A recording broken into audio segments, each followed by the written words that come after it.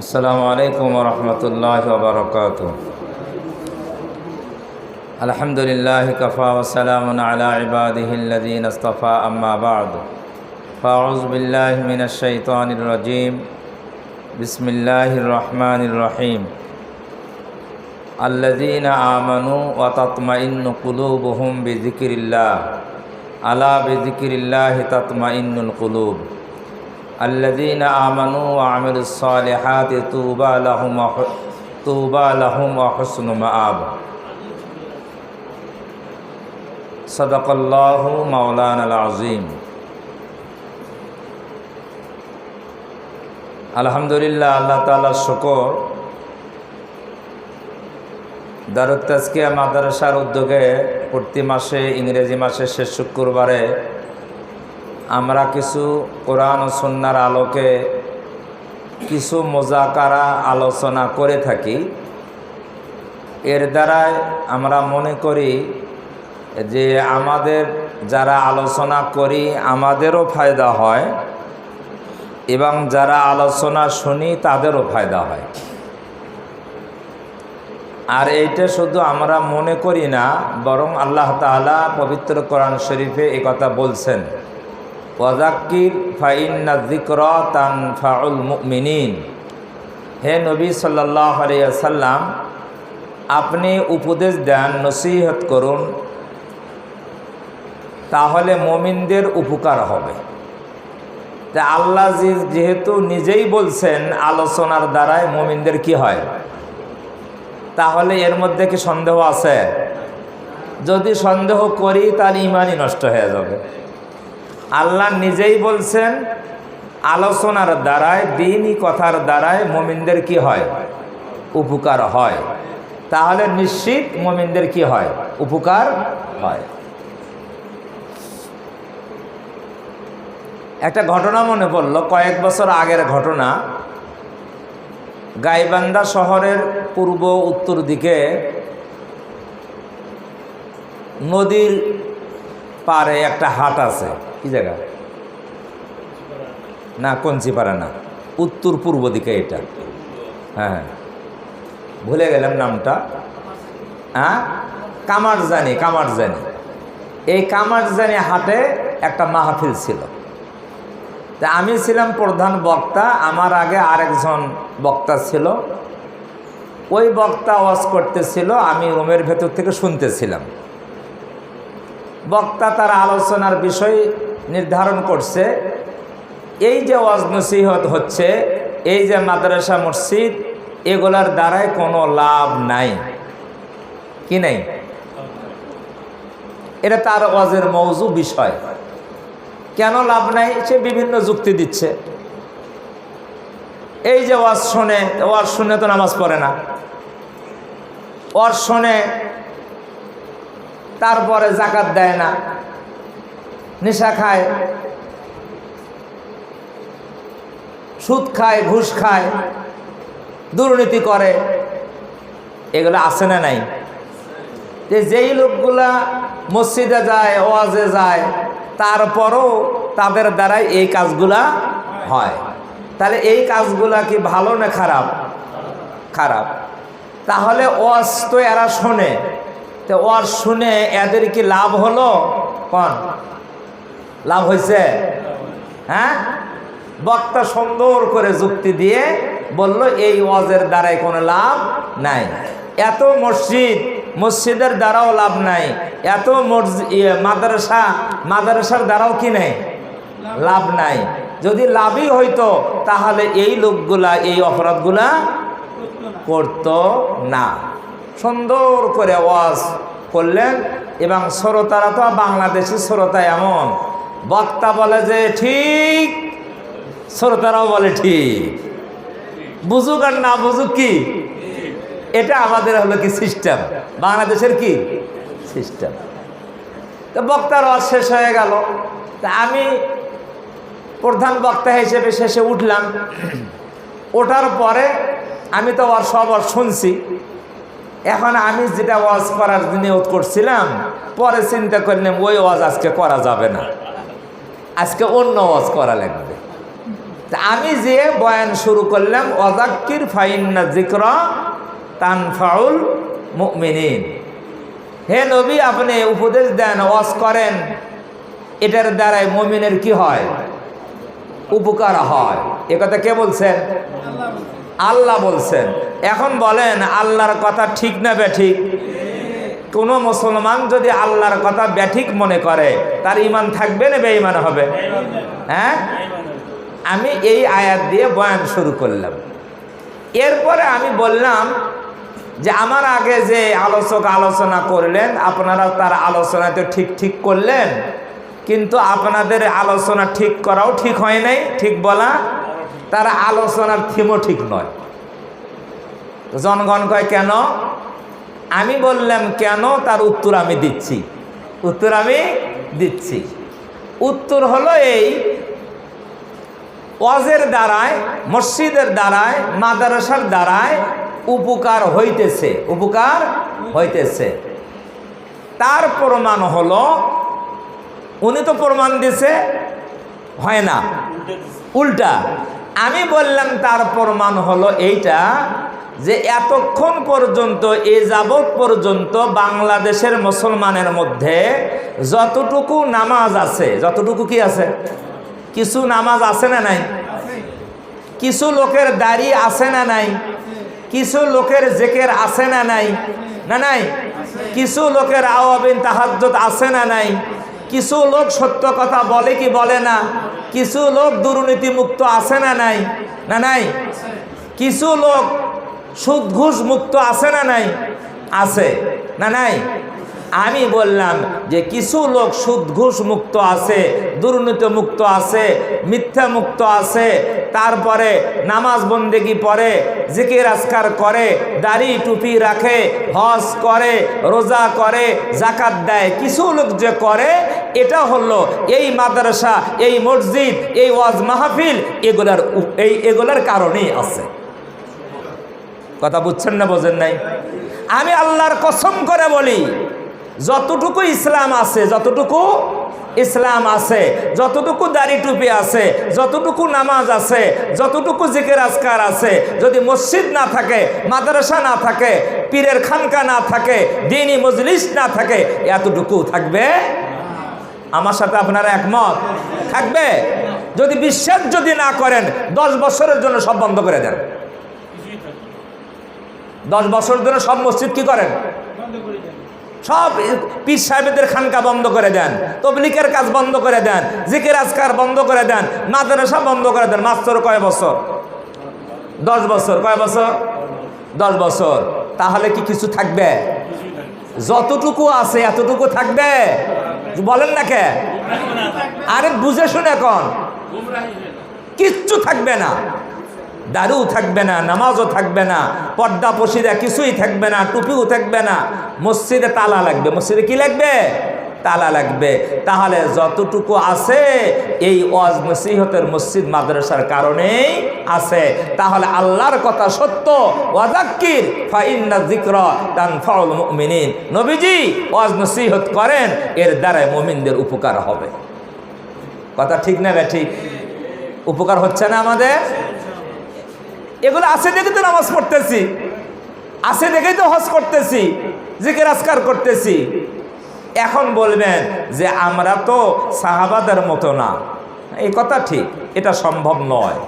সাহাবাদের যে আখলাক ছিল, সাহাবাদের যে চরিত্র ছিল, ওইটাকে আমাদের মধ্যে পাওয়া যাবে? এটা অসম্ভব। এটা কি? এটা কোনোদিনও সম্ভব নয়। কেন সম্ভব নয়? মুহাম্মদুর রাসূলুল্লাহ সাল্লাল্লাহু আলাইহি ওয়াসাল্লাম তার বহু উপাধি, নবীজির উপাধি আছে না নাই?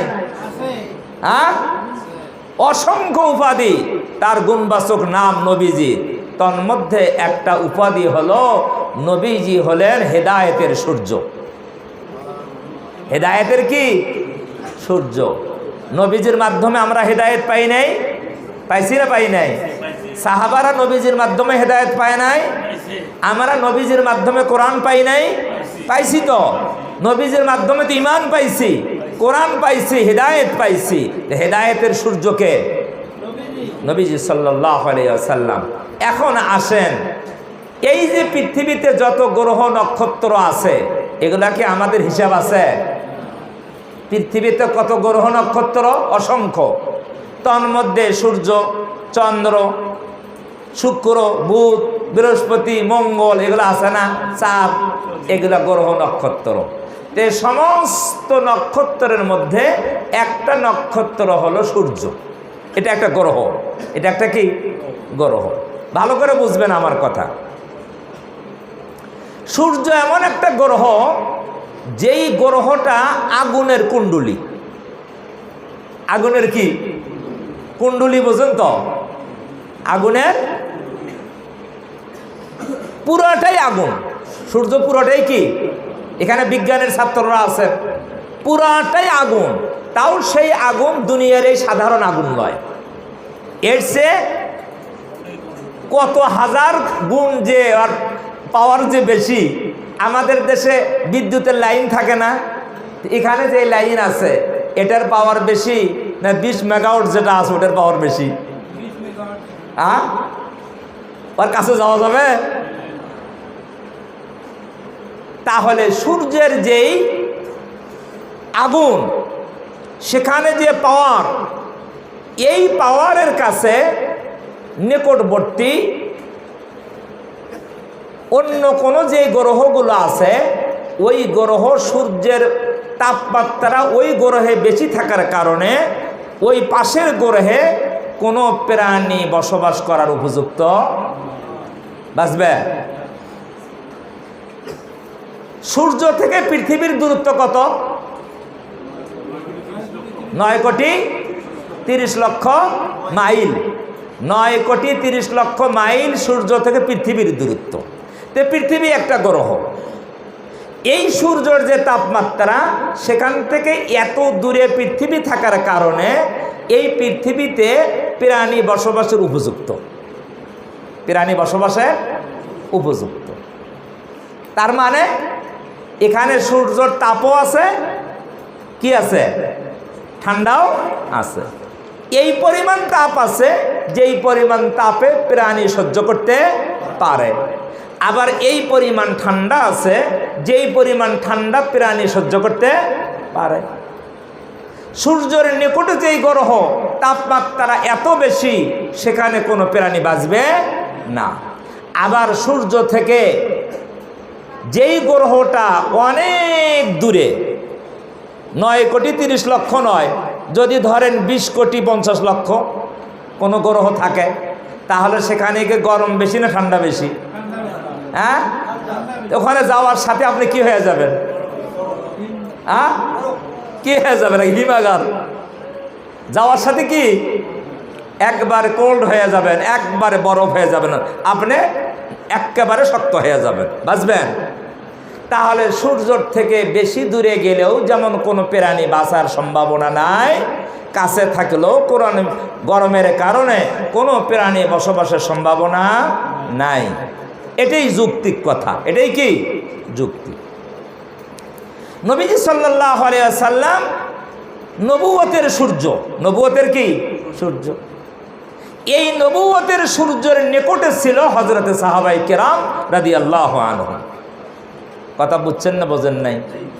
এখন নবুয়তের সূর্যের মধ্যে তো নবুয়তের তাপ, পুরো তাপ, সেই তাপের কাছে যেই মানুষগুলা ছিল, তো সেই লোকের মধ্যে ওই সূর্যের তাপটা আমাদের মতো না তাপ বেশি?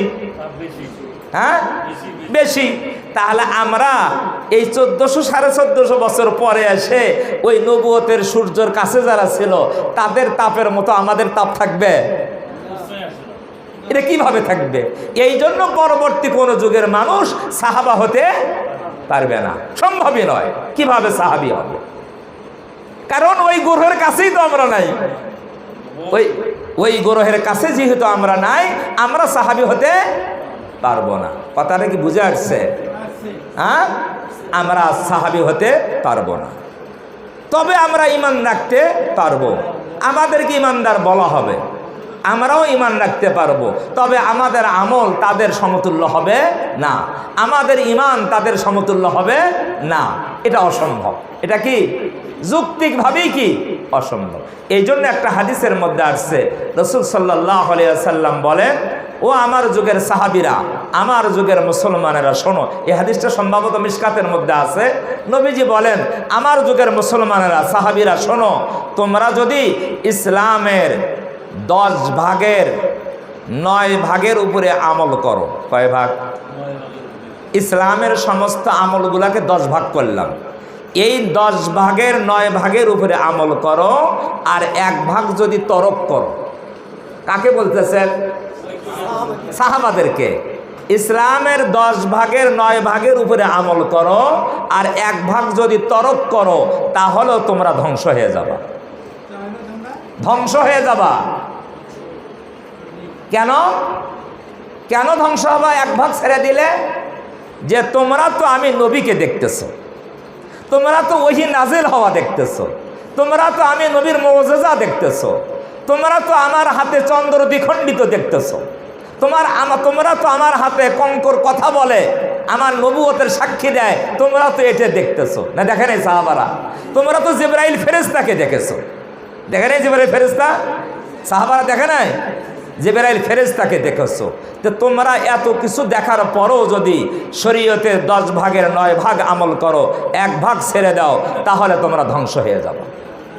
পক্ষান্তর নবীজি বলেন, এমন এক যুগ আসবে, এমন এক যুগ আসবে যারা আমাকে দেখতে পাবে না, তারা জিবরাইলকে দেখবে না, আমার মুজিজা দেখবে না, আমার অলৌকিকত্ব দেখবে না, চন্দ্র দ্বিখণ্ডিত দেখবে না, আমার হাতের আঙ্গুল থেকে পানি, ঝর্ণার পানির মতন পানি বের হবে, অল্প লোকের পানি দিয়ে শত শত মানুষের পিপাসা নিবারণ হবে, এটা কেউ তারা দেখবে না, এইরকম মুজিজা দেখবে না। ওই যুগের মানুষগুলা না দেখে, কোনো কিছু দেখে নাই, নবীকে দেখে নাই, জিবরাইল দেখে নাই, মুজিজা দেখে নাই, যুদ্ধের মধ্যে বিজয়ী দেখে নাই, না দেখে শেষ যুগের মানুষেরা যদি ইসলামের 10 ভাগের 1 ভাগের উপরে আমল করে, 9 ভাগও যদি তরক করে, ওই মানুষগুলো মুক্তি পেয়ে যাবে।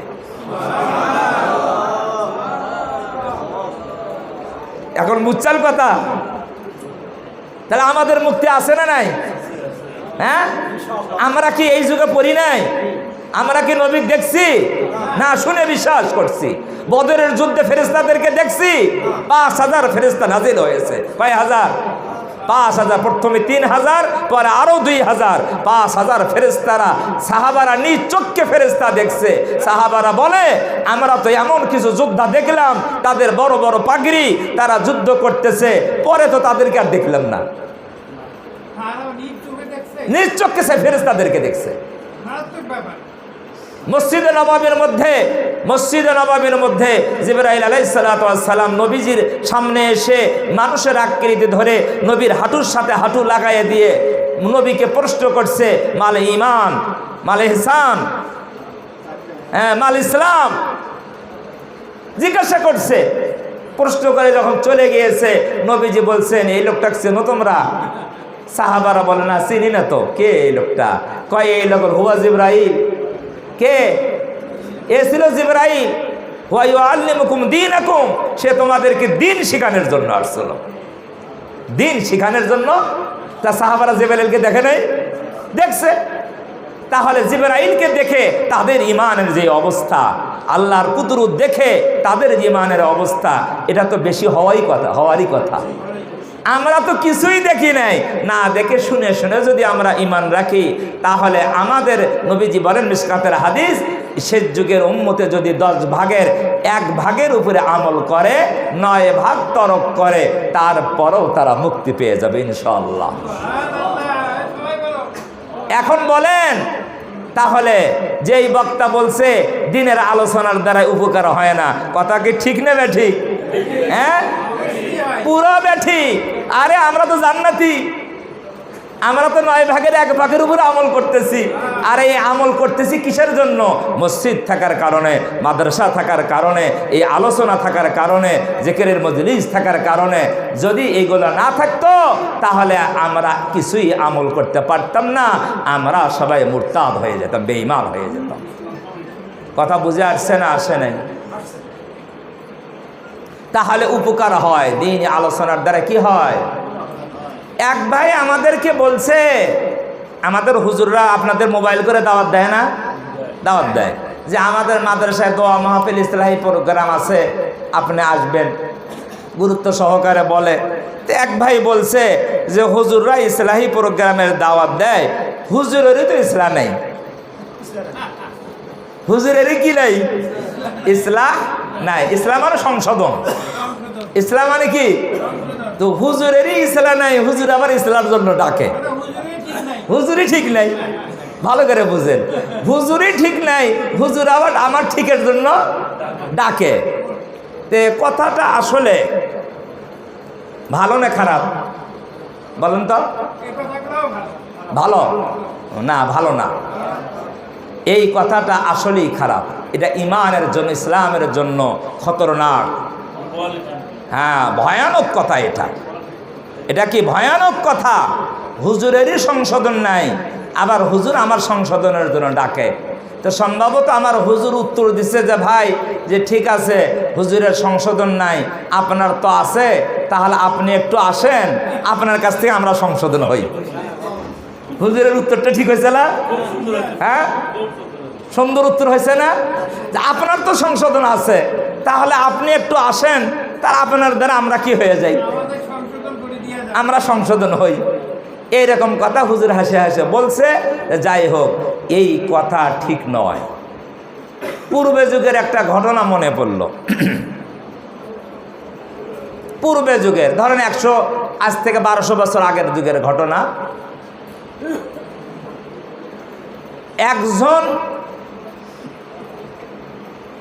ধর্ম প্রচারক আরেকজন মুসলমান, তবে তার ইমান আমল খুব কি নয়, মজবুত নয়।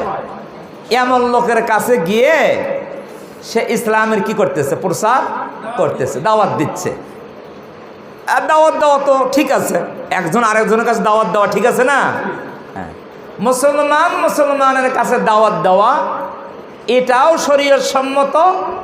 মুসলমান অমুসলমানের কাছে দাওয়াত দেওয়া এটাও কি শরীয়ত সম্মত, দুটাই শরীয়ত সম্মত। অনেকেই বলে মুসলমান আবার মুসলমানের দাওয়াত দিবে কে? মুসলমান দাওয়াত দিবে তো হিন্দু, এটা অনেকেই বলে। এই কথা ঠিক নয়। দাওয়াত মুসলমানকেও দিতে হবে, অমুসলমানকেও দিতে হবে। আমি বলি, যত দাওয়াতের পদ্ধতি আছে পৃথিবীতে, তার মধ্যে উৎকৃষ্ট দাওয়াত, সর্বশ্রেষ্ঠ দাওয়াত কোনটা বলতে পারেন? হ্যাঁ, কোন দাওয়াত, কোন পদ্ধতি বলেন তো দেখি, একজন সাহস করে।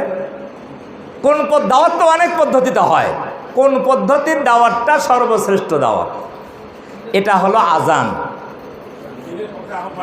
আজান আজান আজানের মাধ্যমে যে দাওয়াত হয়। কিসের মাধ্যমে? আজানের মাধ্যমে দাওয়াত হয় না? হয় না? হয়। কিসের দাওয়াত হয়? আল্লাহু আকবার, মানে আল্লাহ মহান, তাওহীদের দাওয়াত। আশহাদু আল্লা ইলাহা ইল্লাল্লাহ, আমি সাক্ষী দিচ্ছি আল্লাহ ছাড়া কোনো মাবুদ, দাওয়াত হচ্ছে না? আশহাদু আন্না মুহাম্মাদার রাসূলুল্লাহ, আমি সাক্ষ্য দিচ্ছি মুহাম্মদ সাল্লাল্লাহু আলাইহি ওয়াসাল্লাম আল্লাহর রাসূল, দাওয়াত না? হাইয়া আলাস সালাহ হাইয়া আলাল ফালাহ, নামাজের দিকে আসো, কামিয়াবির দিকে আসো, দাওয়াত না? দাওয়াত। এই দাওয়াতের পদ্ধতি হলো সর্বশ্রেষ্ঠ দাওয়াত। বলবেন কিভাবে বুঝলেন? আজানের পরে যে দোয়া আছে, নবীজি সাল্লাল্লাহু আলাইহি ওয়াসাল্লাম নিজে যে দোয়া শিক্ষা দিয়েছেন, এই দোয়ার মধ্যে বলা হয় আল্লাহুম্মা রব্বা হাযিহিদ দাওয়াতিত তাম্মা, এটাই তো বলা হয়। আল্লাহুম্মা, হে আমার আল্লাহ, রব্বা হাযিহিদ দাওয়াতিত তাম্মা, হাযিহিদ দাওয়াতিত তাম্মা, এই দাওয়াত হলো পরিপূর্ণ দাওয়াত। তাম্মা মানে কি? পরিপূর্ণ আহ্বান। আল্লাহর নবী বলে দিলেন আজানের পদ্ধতিতে যে দাওয়াত দেওয়া হয় এটাই হলো পরিপূর্ণ। কি আমি আমার থেকে বললাম না নবীর থেকে বললাম? নবী বলছে পরিপূর্ণ দাওয়াত এই আজানের দাওয়াত, আজানের মাধ্যমে দাওয়াত। এখন বলেন আজানের মাধ্যমে যে দাওয়াত দেওয়া হয়, এই দাওয়াত কাকে দেওয়া হয়? হিন্দুকে না মুসলমানকে? মুসলমানকে না, না সকলকে না। এই দাওয়াত দেওয়া হয় মুসলমানকে, এই দাওয়াত হিন্দুকে দেওয়া হয় না। হিন্দুকে মসজিদে আসার দাওয়াত দেওয়া হয় না, এই দাওয়াত দেওয়া হয় মুসলমানদেরকে। মুসলমান তোমরা মসজিদে আসো, ঠিক কিনা বেঠিক? তাহলে আজানের দাওয়াত পরিপূর্ণ দাওয়াত। এই দাওয়াত কোনো অমুসলিমকে মসজিদে আসার দাওয়াত দেওয়া হয় না, এই দাওয়াত দেওয়া হয় মুসলমানদেরকে। না, হিন্দুকে আসতে হলে কালেমা পড়ে আসতে হবে। ওই তো আগে কালেমা পড়তে হবে, কিন্তু কালেমা না পড়ে সে মসজিদে আসতে, কালেমা না পড়ে মসজিদে আসতে পারবে না। তাহলে হাদিসের দোয়ার দ্বারা প্রমাণ হলো এই পরিপূর্ণ দাওয়াত দেওয়া হলো মুসলমানকে। কাকে? তাহলে মুসলমানকে দাওয়াত দেওয়া এটাও শরীয়ত সম্মত, অমুসলিমকে দাওয়াত দেওয়া এটাও কি শরীয়ত সম্মত। কোন কথার থেকে কোন দিকে গেছে মনে আছে? হ্যাঁ, মনে নাই? আমার মনে আছে, আপনারা ভুলে গেছেন। সেটা হলো ওই যে 1200 বছর আগের ঘটনা। এক ধর্মপ্রচারক আর একজন সাধারণ মুসলমান যার ইমান আমল কম, তাকে দাওয়াত দিতে গেছে। তো দাওয়াত দিতে গিয়ে এমনভাবে ভাষা প্রয়োগ করছে, ভাষা প্রয়োগটা হয়ে গেছে কি কঠিন। ভাষা প্রয়োগ খুব কঠিন ভাবে অ্যাটাক করে দাওয়াত দিছে, আক্রমণাত্মক দাওয়াত। এখন আক্রমণাত্মক যখন দাওয়াত দিছে, তখন যাকে দাওয়াত দিছে সেই ব্যক্তি দাওয়াতকারীকে বলতেছে, ভাই থামেন, আপনি যেভাবে কথা বলতেছেন একটু থামেন। কি হয়েছে? তুমি তো নামাজ পড়ো না, তুমি তো যাকাত দাও না, আল্লাহর পথে আসতে হবে না? খেপে গেছে, কয় থামেন থামেন থামেন। তে যাকে দাওয়াত দিছে সেই ব্যক্তি বলতেছে যে ভাই শোনেন, আপনি যে দাওয়াত দিচ্ছেন ধর্ম প্রচারক, আপনি কি মুসা নবীর চেয়েও বেশি দামি? কথা বোঝেন নাই? মুসা নবী হারুন নবীর চেয়েও কি বেশি সম্মানিত আপনি? কয় তা তো না, উনি হলেন নবী, আমি তো নবী না, আমি উম্মত। তো উম্মত কি নবীর সমতুল্য হতে পারে? কশ্চিন কালেও হতে পারে না। তা আমি তো নবীর সমতুল্য না। এক ওই ব্যক্তি বলতেছে, আচ্ছা শোনেন, আমি নামাজ রোজা যদি নাও করে থাকি, জিকির আজকার নাও করে থাকি, আচ্ছা বলেন তো আমি কি ফেরাউনের চেয়েও খারাপ?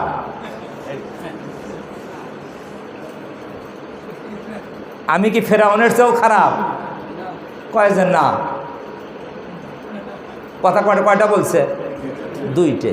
আপনি মুসা নবীর চেয়ে বেশি দামি নন, আর আমি ফেরাউনের চেয়ে বেশি কি নই? খারাপ নই। এখন আমার প্রশ্নের উত্তর দেন। আল্লাহ তাআলা মুসা এবং ফেরাউন দুই ভাই নবী, তাদেরকে ফেরাউনের কাছে পাঠাইছে এই কথা বলে, ইজহাবা ইলা ফিরাউনা ইন্নাহু তাগা ফাকুলা লাহু কওলাল লাইয়িনা। মুসা হারুনকে আল্লাহ ফেরাউনের কাছে পাঠায় নাই? পাঠাইছে দাওয়াতের ভাষা শিক্ষা দিয়ে, দাওয়াতের ভাষা শিক্ষা দিয়ে। মুসা হারুন ফেরাউনের কাছে যাও। ফেরাউন সীমা লঙ্ঘন করেছে। কি করেছে? ফাকুলা লাহু কওলাল লাইয়িনা, তাকে দাওয়াত দিতে গিয়ে তার সম্মান বজায় রেখে নরমভাবে তার সাথে কথা বলো। কিভাবে কথা বলো?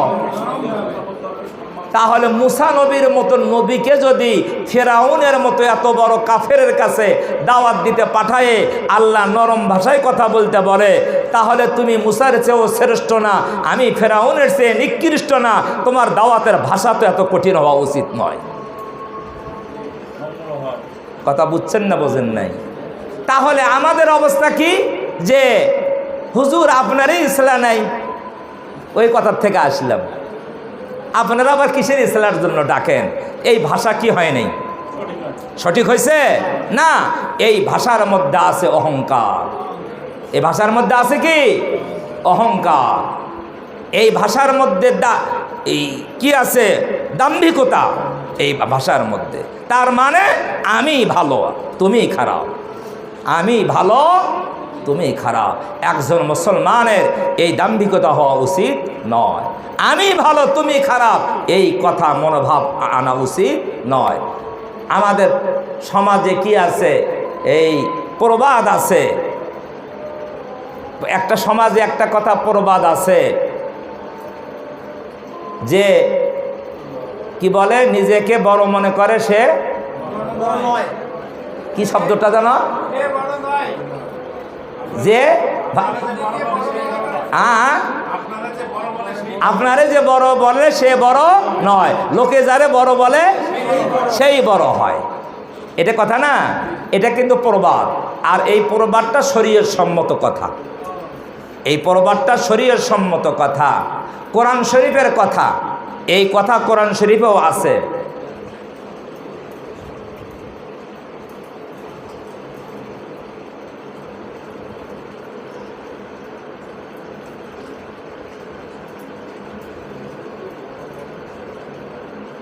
আয়াতটা আমি ভুলে গেলাম।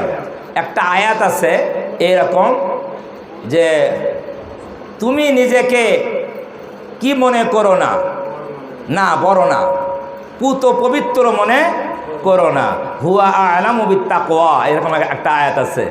আল্লাহ ভালো জানে যে কে বেশি মুত্তাকি, কে তাকওয়ার অধিকারী, এটা আল্লাহ ভালো জানে। তুমি নিজেকে মুত্তাকি মনে করো না, নিজেকে মনে করো না আমি পুত পবিত্র। আল্লাহ কোরআনে আছে, 27 পারার আয়াত আছে মনে হয়, এই আয়াতটা 4 নম্বর পৃষ্ঠে সম্ভবত, হুয়া আ'লামু বিত্তাকওয়া। আয়াতটা আমি ভুলে গেলাম। সেখানে বলা আছে তুমি নিজেকে কি মনে করো না যে আমি মুত্তাকি, আমি একেবারে পুত পবিত্র, আমার কোনো গুণটনা নাই, এটা তুমি মনে করো না। আসলে কে পবিত্র কে মুত্তাকি এটা জানে কে? হুয়া আ'লামু বিত্তাকওয়া, আল্লাহ ভালো জানে কে মুত্তাকি। তাহলে এর থেকে বোঝা যায় নিজেকে মুত্তাকি পরহেজগার দাবি করা এটা ঠিক নয়। আর কোরআন শরীফের পরিশুদ্ধ আয়াতও তো এই আয়াত আছে। সে আয়াত কি? পরিশুদ্ধ আয়াত হলো কুনতুম খায়রা উম্মাতিন উখরিজাত লিন-নাস তা'মুরুনা বিল মা'রুফ ওয়া তানহাউনা আনিল মুনকার ওয়া তু'মিনুনা বিল্লাহ, ওয়া তু'মিনুনা বিল্লাহ। তারপরে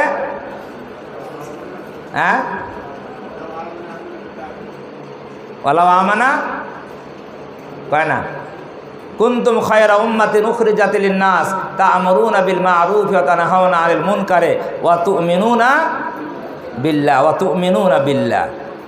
এই আয়াতের ব্যাখ্যায় বলা হয়েছে যে তোমরাই শ্রেষ্ঠ উম্মত, উম্মতে মুহাম্মাদিকে বলা হয়েছে তোমরা শ্রেষ্ঠ উম্মত। কুনতুম খায়রা উম্মাতিন উখরিজাত লিন-নাস, না না এই আয়াত নয়, এটা নয়, অন্য আয়াত। সেটা হলো 13 পারার মধ্যে একটা আয়াত আছে,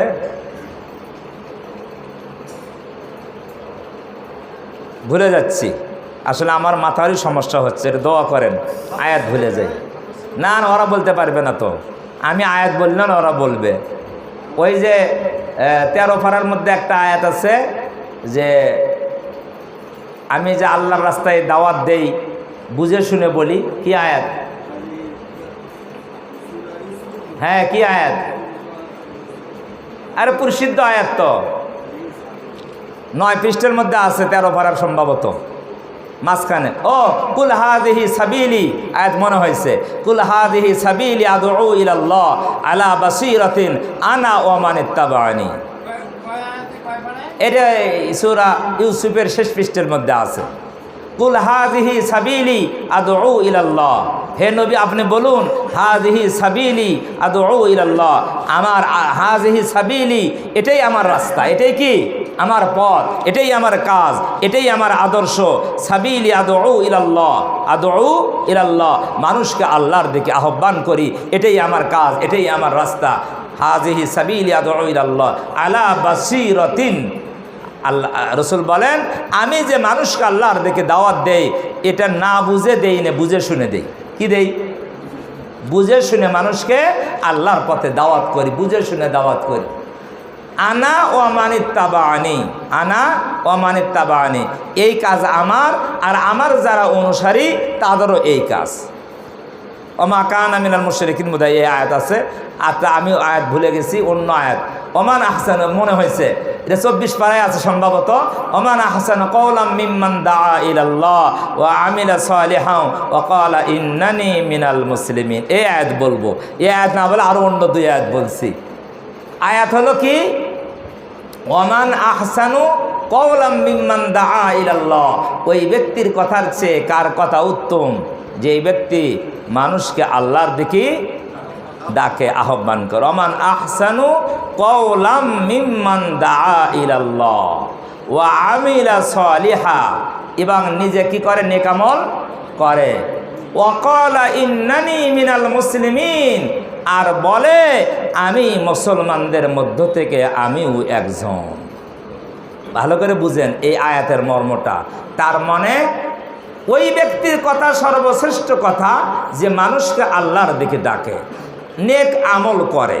তাহলে নেক আমল করলে সে ভালো মানুষ, তার কথা শ্রেষ্ঠ কথা। আল্লাহ বলতেছেন তার কথা যদি শ্রেষ্ঠ হয়, নেক আমল করে, তাহলে তার মধ্যে একটা অহংকার আসার কথা নয় যে আমার কথাই তো শ্রেষ্ঠ। আল্লাহ বলছেন আমি মানুষকে দাওয়াত দেই, আমার কথাই তো শ্রেষ্ঠ কথা, আমি আমলে সালেহা করি, নেক আমল করি, আমি তো শ্রেষ্ঠ মানুষ। এই বুঝ তার অন্তরে আশাটা কি স্বাভাবিক। এই জন্য পরের শব্দে আল্লাহ বুঝিয়ে দিয়েছেন ওয়াকালা ইন্নানি মিনাল মুসলিমিন, সে এ কথা বলে ইন্নানি মিনাল মুসলিমিন, যে আমি মুসলমানদের মধ্য থেকে একজন। তার মানে এই উত্তম কাজ করা এটা শুধু আমার কাজ নয়, আমলে সালেহা এটা শুধু আমার কাজ নয়, এরকম হাজারো লাখো মানুষ আছে যারা উত্তম কাজ করে, যারা আমলে সালেহা করে, তারা যেমন আমিও তাদের মধ্য থেকে একজন সদস্য। কথা বুঝছেন না, বোঝেন নাই? তাহলে কি বুঝাইছে? অহংকারকে কবর রচনা করে দিছে। অহংকারকে কি করে দিছে? না না আমি বড় না, আমার এই কাজ ভালো কাজ করলো, আমি এই কাজের জন্য আমি শ্রেষ্ঠ না, আমি আমলে সালেহা করি এই জন্য আমি শ্রেষ্ঠ না। এরকম বহু লোক আছে আল্লাহর দুনিয়াতে, তাদের মধ্য থেকে আমিও কি, আমিও যদি একজন হই তাহলে কি আমি অহংকার থাকলো? আর আমি যদি বলি আমি একক, হ্যাঁ হ্যাঁ কিচ্ছু নাই, কেউ পারে না, আমি একক সব কিছু। আমার মতন ভালো বক্তা কে আছে? আমার মতো ভালো সালেহ আমলে সালেহা কে আছে? আমার মতো ভালো কথা বলে কে দাওয়াত দেয়? তাহলে অহংকার চলে আসবে। এই অহংকারকে কবর রচনা করে দিছে এই শব্দ দিয়ে, ওয়াকালা ইন্নানি মিনাল মুসলিমিন। না না, এরকম বহু লোক আছে, আমিও তাদের মধ্য থেকে, আমি একজন সাধারণ মুসলমান। কথা বুঝে আসছে না? আসে নাই? এই জন্য যে কি ইসলাম সে করবে এই কথা বলা, এটা অহংকার প্রকাশ পায়। কি পায়? অহংকার প্রকাশ পায়। অহংকার এমন এক ভয়াবহ ব্যাধি, ভয়াবহ কি ব্যাধি?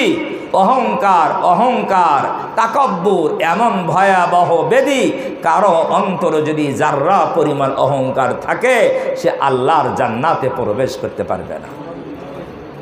নামাজ থাকতে পারে, রোজা থাকতে পারে, কিন্তু অহংকার যদি অনুপরিমাণ অহংকার থাকে, আল্লাহর জান্নাতে প্রবেশ করতে পারবে না। অহংকার মুক্ত জীবন যাপন করতে হবে আমাদেরকে। অহংকার তো মানায় একমাত্র আল্লাহর জন্য। কার? আল্লাহ অহংকার করতে পারে। আমরা অহংকার করতে পারি? কি আছে আমাদের? কি আছে? কি যোগ্যতা আছে অহংকার করার? কোনো যোগ্যতা নাই। এই জন্য অহংকার আমাদের করা যাবে না। আল্লাহ তাআলা আমাদেরকে অহংকার মুক্ত দিল দান করেন, আমাদের অন্তরটা যেন অহংকার মুক্ত হয়, এটা আল্লাহ তাআলা দান করেন। আমাদের হুজুর ঘোষণা দিয়েছিল একটা বিষয়ের উপরে কথা বলার, আমি তো ভুলেও গেছি কোন কথার থেকে কোন কথা বলছি তাও মনে নেই। এখন ওই কথা বলতে গেলে তো অনেক কি লাগবে, সময় লাগবে। তো সংক্ষেপ আকারে কিছু বলি। গরমও লাগতেছে, গরম লাগতেছে না আপনাদের? গরম লাগতেছে তো?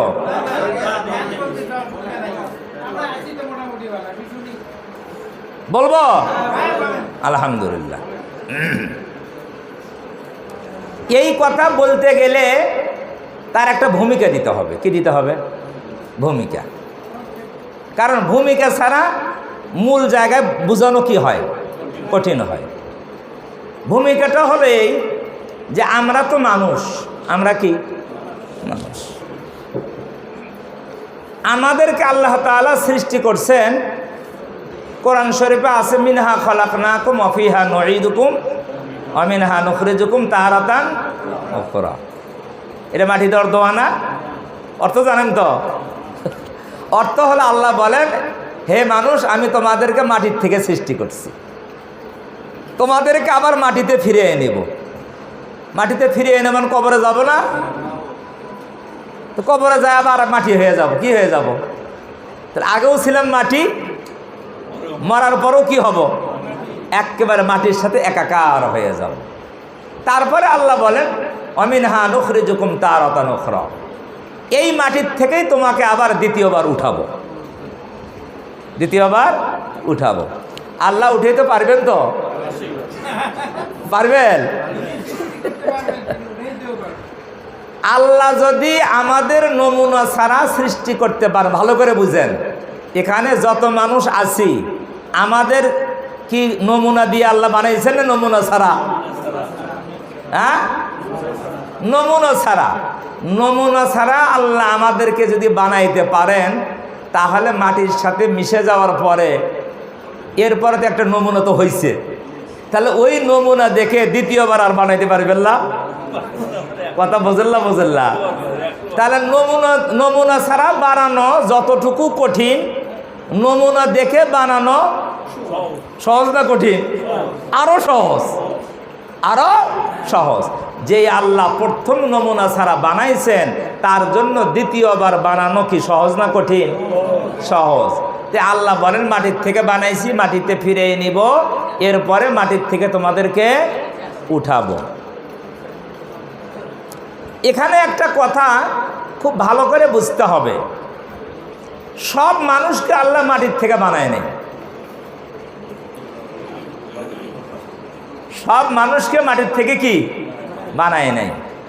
আমাদেরকে যে বলছে মাটির থেকে বানাইছি, এই কথাটা হুবহু নয়, হুবহু নয়।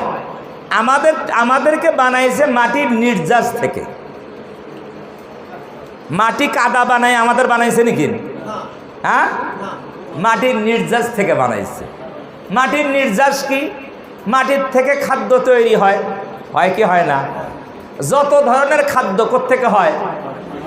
হ্যাঁ, সব মাটির থেকে হয়, সব খাদ্য মাটির থেকে হয়। এই মাটির খাদ্য মানুষ খায় কি খায় না? গরু ছাগল খায় কি খায় না? অন্যান্য প্রাণী খায় কি খায় না? সব প্রাণী এই খাদ্যই খায়।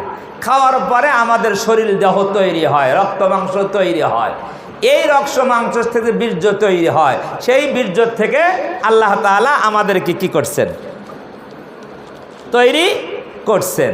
তাহলে মাটির নির্যাস থেকে তৈরি করছেন, এই কথাটা আল্লাহ বলছেন তোমাদেরকে মাটির থেকে তৈরি করছে। আসলে সরাসরি মাটি না, সরাসরি কি না?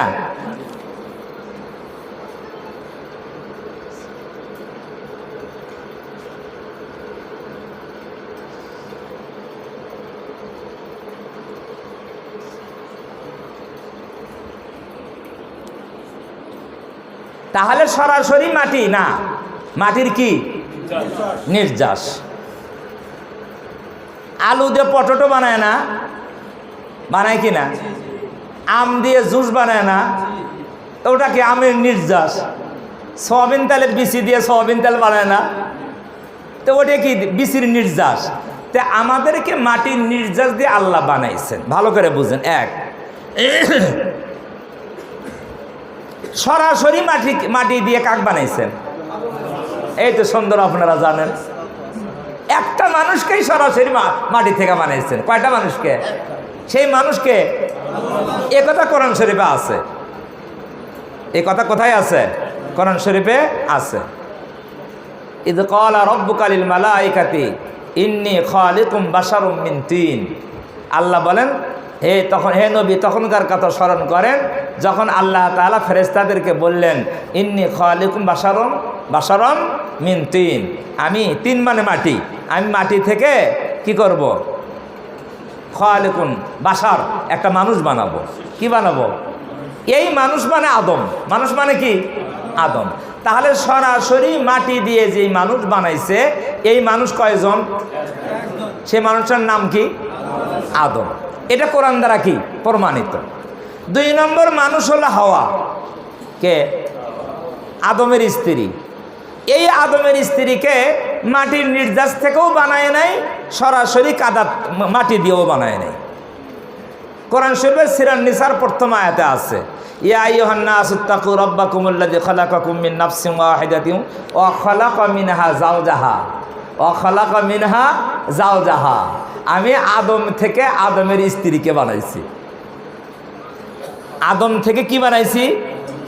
এই আয়াতের ব্যাখ্যায় হাদিস তাফসিরে আছে, আদম আলাইহিস সালাম জান্নাতে ঘুমাইয়েছিলেন। আদম আলাইহিস সালামের বাম পাজরের হাড় কুদরতিভাবে অপারেশন করে ওই হাড় থেকে হাওয়াকে বানাইছে। বুঝছেন? তাহলে এটাকে সরাসরি মাটিতে বানাইলেন না আদমের হাড় থেকে বানাইলেন? তাহলে আদম তৈরি হলো সরাসরি মাটি, আর হাওয়া তৈরি হলো আদমের বাম পাজরের হাড় থেকে। 2 জন গেল।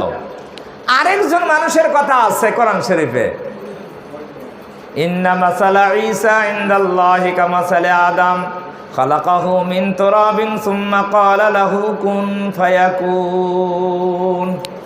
আল্লাহ বলেন ঈসা নবীর দৃষ্টান্ত হলো আদমের মতো। ঈসা নবীর দৃষ্টান্ত কার মতো? আদমের মতো। কিভাবে দৃষ্টান্ত দিছে আল্লাহ? কয় খালাকাহু মিন তিন, আল্লাহ তাআলা আদমকে বানাইছেন মাটি দ্বারা। কি দিয়ে? মাটি। খালাকাহু মিন তিন সুম্মা ক্বালা লাহু কুন ফায়াকুন। অথবা ঈসাকে আল্লাহ বানাইছেন কুন ফায়াকুন দ্বারা। কি দ্বারা? মাটি দিয়ে বানাইছে না, মাটি দিয়ে বানায় নাই।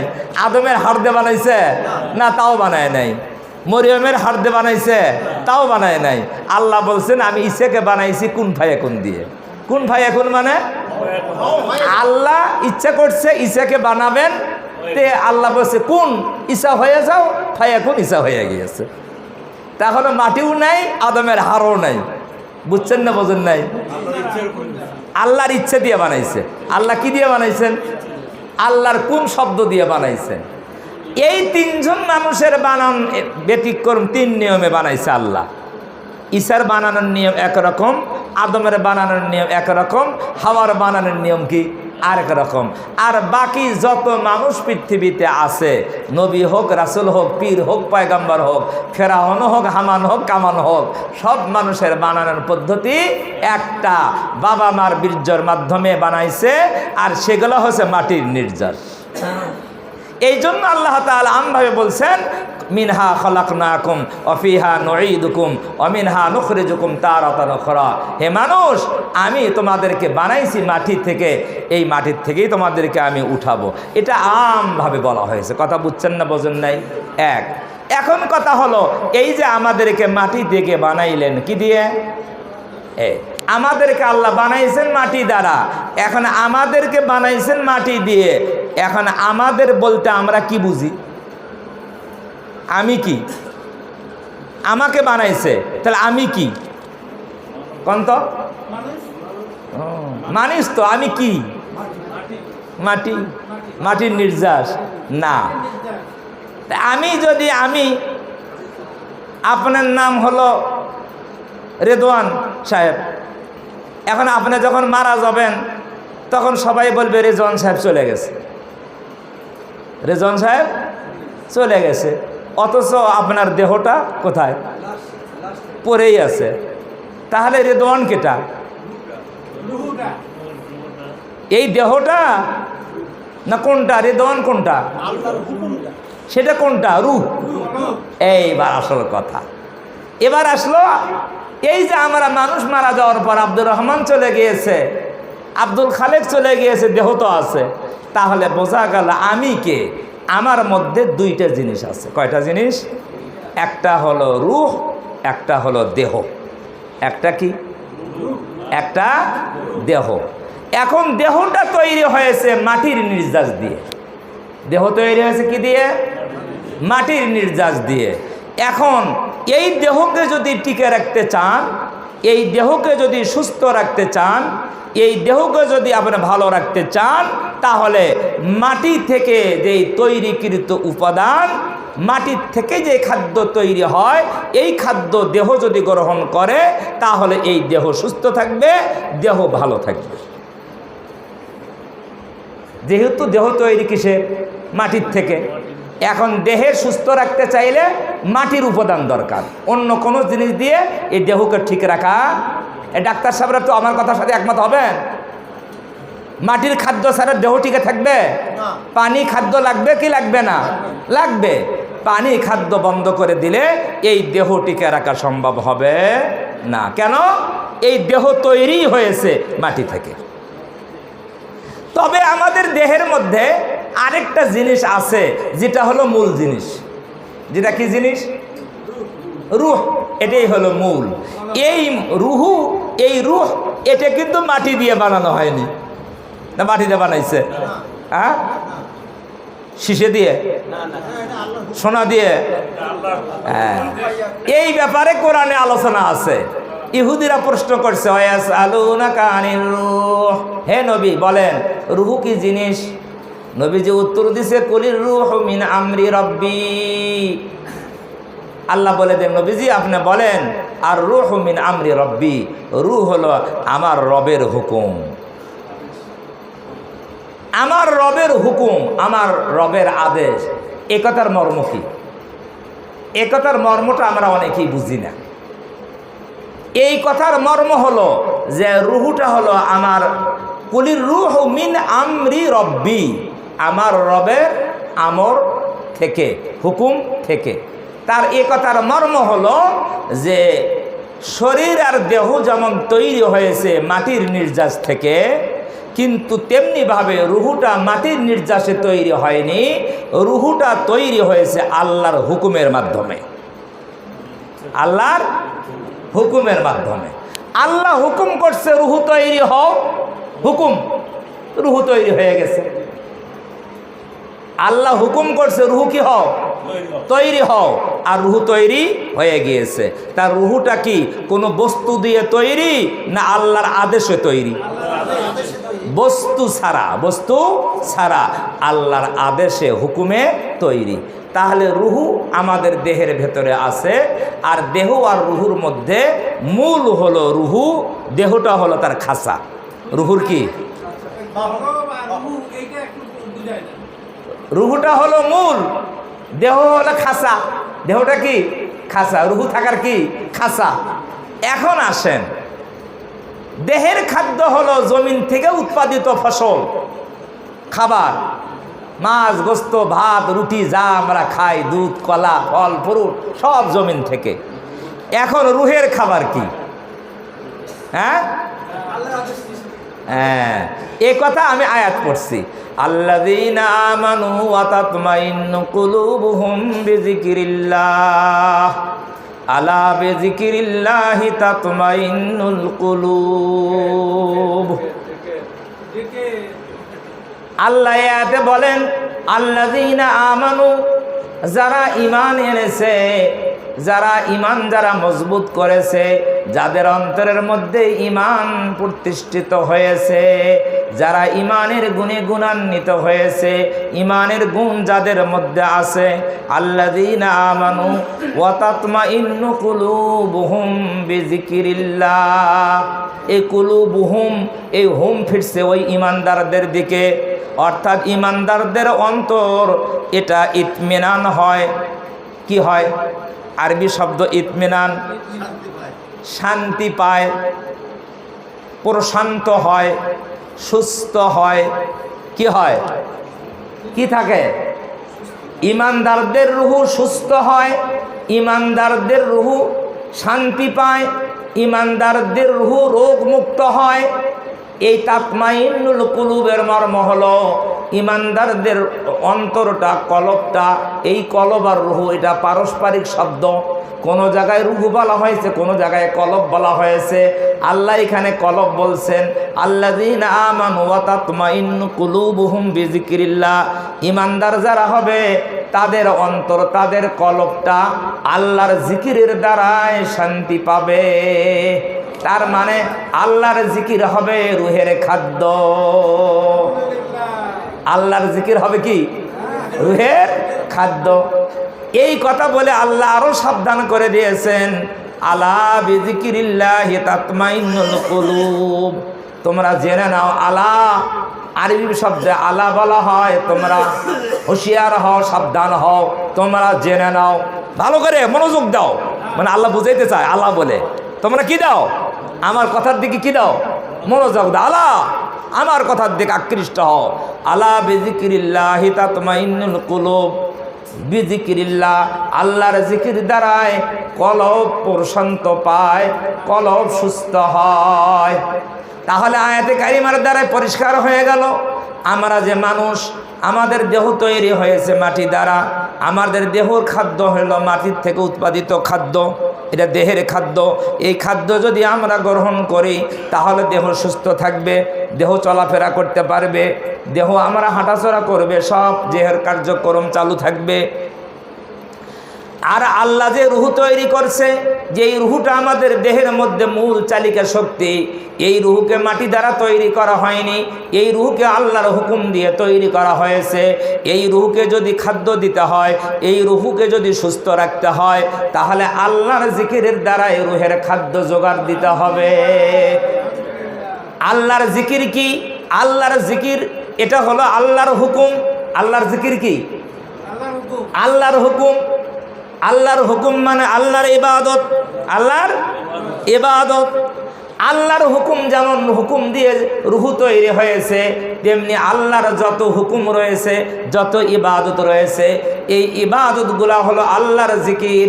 এই ইবাদতগুলা যখন আল্লাহর বান্দারা করবে, তখন আল্লাহর বান্দাদের দেহের মধ্যে যে রুহুটা আছে, সেই রুহুটা সুস্থ সবল হয়ে যাবে। হ্যাঁ, তরুতাজা থাকবে। আর রুহু কলব যখন তরুতাজা থাকবে, ভালো করে বুঝবেন, রুহু যখন সুস্থ থাকবে, সুস্থ দেহ থাকলে মানুষ যেমন হাঁটতে পারে, অসুস্থ হলে হাঁটতে পারে। সুস্থ থাকলে মানুষ যেমন চাকরি করতে পারে, অসুস্থ হলে, শারীরিক অসুস্থ হলে চাকরি করতে পারে না। অসুস্থ দেহ হয়ে গেলে মানুষ কাজ করতে পারে না, ব্যবসা করতে পারে না, চাকরি করতে পারে না, দুনিয়াবি কোনো কাজ তার দ্বারা হয় না, এমনকি নামাজ রোজাও সে পড়তে পারে না। অসুস্থ দেহ যদি অসুস্থ হয়ে যায়, তাহলে দেহ অসুস্থ হয়ে গেলে মানুষ যেমন দুনিয়াবি কাজকর্ম করতে পারে না। এটা যেমন একটা বাস্তব সত্য কথা, তেমনিভাবে কোনো মানুষের রুহু যদি অসুস্থ হয়ে যায়, রুহের খাদ্যের অভাবে, দেহের খাদ্য যদি মানুষ 7 দিন না খায়, 15 দিন না খায়, হাঁটতে পারবে? পারবে? 3 দিন না খাইলে হাঁটতে পারবে? কোনো কাজ করতে পারবে? তাহলে দেহের খাদ্য না দিলে দেহ যেমন সুস্থ থাকে না, অসুস্থ হয়ে যায়। ওই অসুস্থ দেহ দিয়ে যেমন কোনো কাজ করা সম্ভব হয় না, তেমনিভাবে রুহের খাদ্য যদি রুহুকে দেওয়া না হয়, তাহলে ওই রুহুটাও অসুস্থ হয়ে যায়।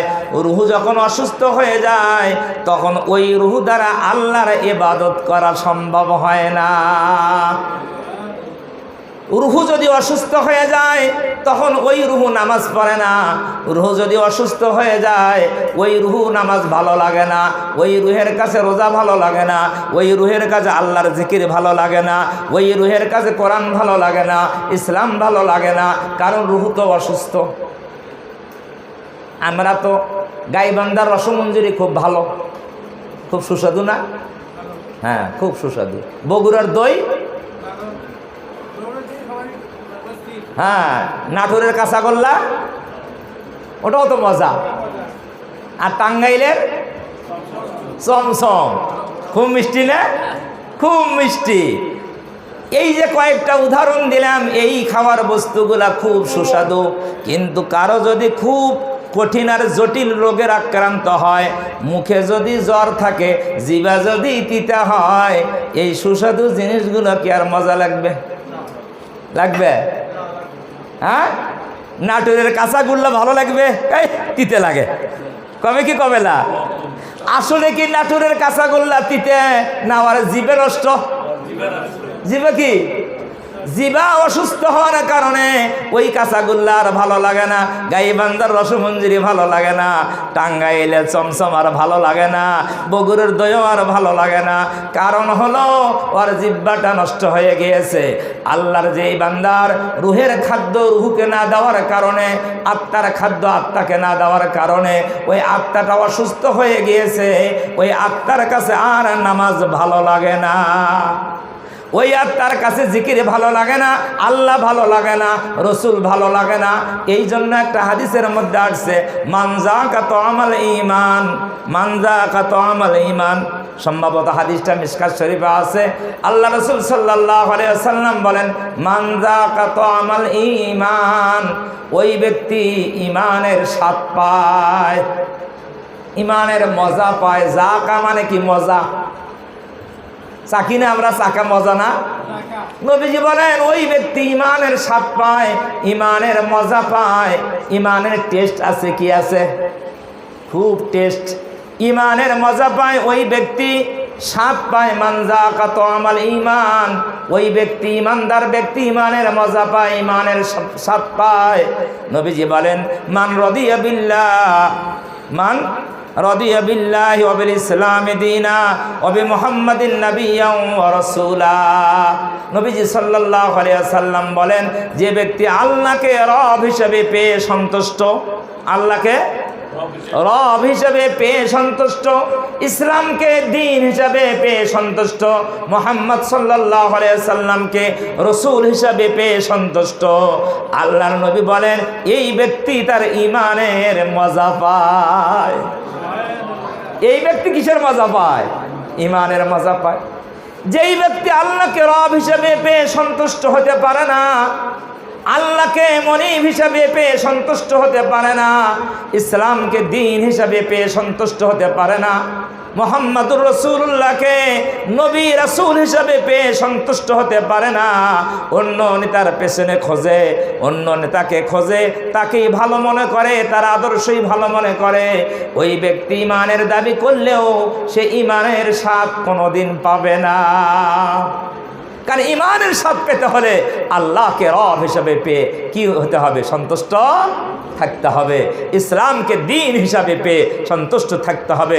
মুহাম্মদ সাল্লাল্লাহু আলাইহি ওয়াসাল্লামকে রাসূল হিসাবে পেয়ে, নবী হিসাবে পেয়ে রাজি আর খুশি থাকতে হবে।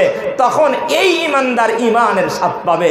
আর ঈমানের যখন স্বাদ পাবে, তখন তার কাছে আল্লাহর জিকির ভালো লাগবে, নামাজ তার কাছে ভালো লাগবে।